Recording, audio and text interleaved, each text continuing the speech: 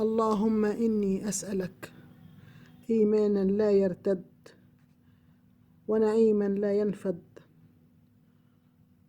وقرة عين لا تنقطع، ومرافقة نبيك سيدنا محمد صلى الله عليه وسلم في أعلى جنان الخلد.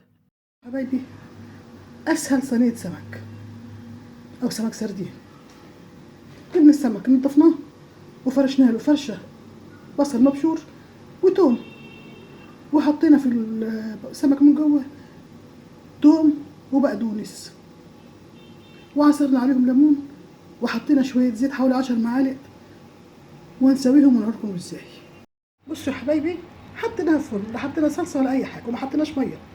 ده هي كده استوت بالبصل والثوم ومن المية اللي بتنزل من البصل، ما استوتش بأي حاجة تانية. كده أسرع صينية سمك، نقدر نقول أوفر وألذ وأسرع صينية سمك سردين، ولا حطينا مية ولا صلصة ولا قوطة ولا أي حاجة. وسمك سردين على فكرة من الأسماك اللي هي فيها أوميجا 3 عالي جدا، اللي فيها يعني إيه، إحنا بندور على زيت السمك، هي نسبة عالية جدا في السردين ده الرخيص ده الصغير. وفي أنواع تانية غالية مستوردة في نسب كتير زي كده، بس ده نوع جيد جدا اللي هو السردين بتاعنا. بس مبقاش فيه لحم، بس فيه أوميجا 3 عالية جدا.